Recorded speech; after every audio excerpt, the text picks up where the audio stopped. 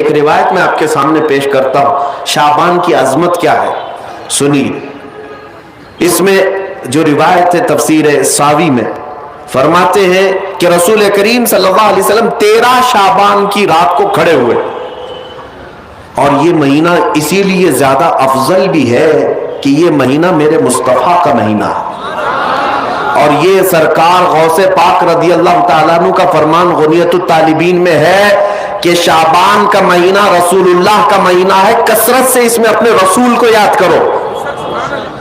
اب میں آپ کو بتا رہا ہوں جو روایت تفسیر الساوی میں ہے، 13ویں شعبان کو نبی پاک صلی اللہ علیہ وسلم رات میں کھڑے ہوئے اور کیا کیا توجہ، آج لوگ دلیل پوچھ رہے ہیں اپنے نبی کو یاد کرنے کے لیے۔ 13ویں شعبان کو میرے آقا کھڑے ہوئے اور رات بھر مولا کریم کی بارگاہ میں یہ عرض کرنے لگے، مولا میری امت کی بخشش میرے حوالے فرما دے۔ حضور نے 13ویں شعبان کو یہ دعا کی، جو روایت میں کہ اللہ تعالیٰ نے اجازت عطا کی کہ آپ کی 1/3 امت کی بخشش آپ کے حوالے، آپ شفاعت کر سکتے ہیں۔ 1/3 1/3 امت کی سفارش آپ کر سکتے ہیں۔ 14ویں رات کو پھر میرے آقا صلی اللہ علیہ وسلم کھڑے ہوئے، رات بھر عرض کرنے لگے، مولا میری امت کی شفاعت میرے حوالے کر دے، ان کی بخشش میرے حوالے کر دے۔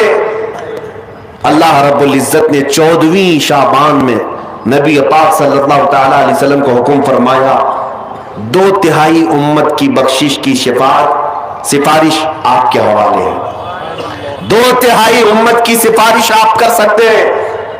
نبی پاک صلی اللہ تعالی علیہ وسلم کیا اس پر بھی راضی تھے، بلکہ 15ویں شعبان کی رات آئی، یہ رات، یہ تیسری رات تھی، نبی پاک صلی اللہ علیہ وسلم پھر کھڑے ہوئے، اور آج کی رات کھڑے ہو کر نبی پاک صلی اللہ علیہ وسلم نے پھر وہی دعا کی، مولا میری بقیہ امت کی سفارش میرے حوالے فرما دے۔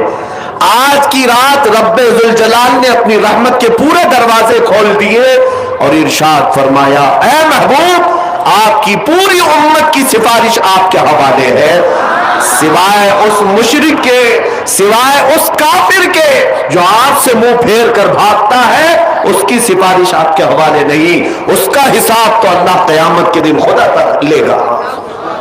آج کی رات میرے عزیزوں، میرے نبی پاک صلی اللہ تعالی علیہ وسلم کو مکمل شفاعت کرنے کا اختیار دیا گیا ہے، پوری امت کی شفاعت، پوری امت کی شفاعت۔ شفاعت کا مطلب کیا ہے؟ اللہ کی بارگاہ میں سفارش کریں گے، سفارش کریں گے۔ بخشنا تو مولا کا ہی کام ہے، مغفرت تو رب تعالیٰ کی شان ہے۔ اب سنیے، حضرت عبداللہ ابن عباس رضی اللہ تعالیٰ عنہ سے منقول جو حدیث میں نے آپ کو بتائی، 5 راتیں جو دعاؤں کی قبولیت کی ہیں، اسی طرح آپ سے ایک اور روایت ہے، آپ نے فرمایا کہ آج کی رات اللہ تبارک و تعالی اتنے لوگوں کو معاف فرماتا ہے، یہ ترمذی کی حدیث ہے، اتنے لوگوں کو معاف فرماتا ہے کہ بنو کلب ایک قبیلہ تھا جس کی بکریوں کے بال ہیں، اتنے لوگوں کو اللہ جہنم سے آزاد فرماتا ہے۔ یہ ساری حدیثیں پڑھنا چاہیں تو کتابوں میں موجود ہیں، میں آپ کو صرف چکھا رہا ہوں اس لیے کہ آپ بھی یاد نہیں رکھیں گے۔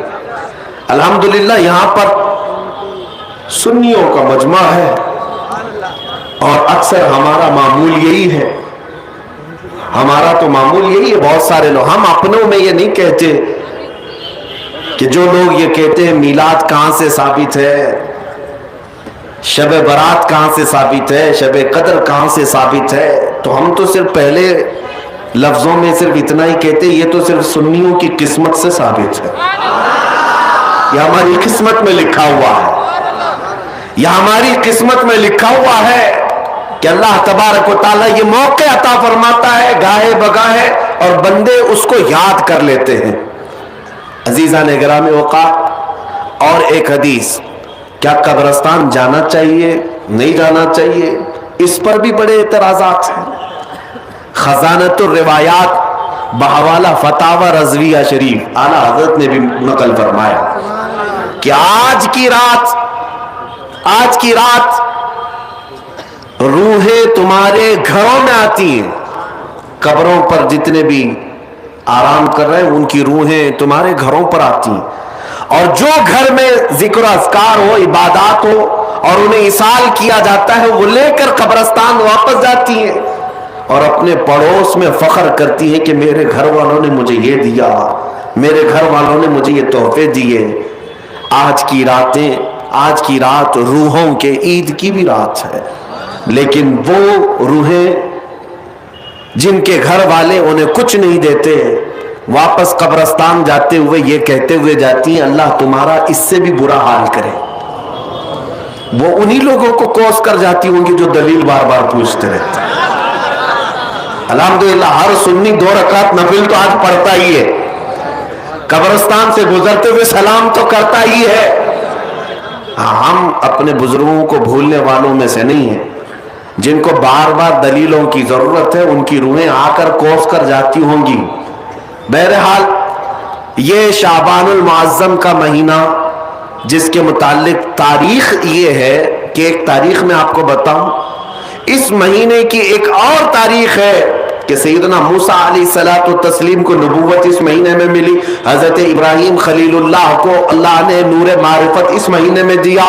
उससे बड़ी चीज ये है, नबी पाक सल्लल्लाहु ताला अलैहि वसल्लम इसी महीने में मक्का वालों के मुतालबे की वजह से अपना इशारा चांद की तरफ करके 2 टुकड़ों में तब्दील फरमाया था। तो शक्कुल कमर का जो मौजज़ा मेरे आका का है, वो शाबानुल मुअज्जम में पेश आया, वो शाबानुल मुअज्जम में आया है। मैं ये इसलिए अर्ज कर रहा हूं कि लोगों को इंडिपेंडेंस डे याद तो है, रिपब्लिक डे तो याद है। आज पूछता हूं मैं कि 15 अगस्त हमारी आजादी का दिन है, हर साल मनाते हैं। अरे मियाँ 1947 में आजाद हुआ था ना, तो अभी तक क्या है? या हर साल आजाद हो रहा है? हर साल आजाद हो रहा है? नहीं, एक बार हुआ था, लेकिन उसकी खुशी अब तक मनाई जा रही है।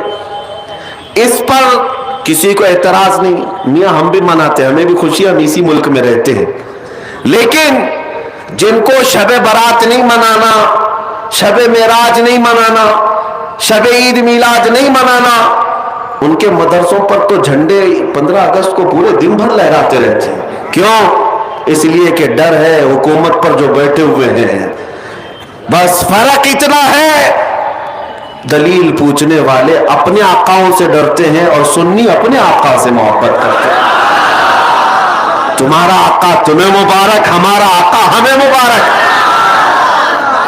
अल्हम्दुलिल्लाह हम अल्लाह और उसके रसूल की रजा के लिए जी रहे हैं और नबी पाक सल्लल्लाहु ताला अलैहि वसल्लम की मोहब्बत के लिए जी रहे हैं। इकबाल ने सच कहा था, डॉक्टर इकबाल ने, हमें करनी है शहंशाह बतहा की रजा जोई, हमें करनी है शहंशाह बतहा की रजा जोई। वो अपने हो गए तो रहमते परवरदिगार अपनी, वो अपने हो गए तो रहमते परवरदिगार अपनी।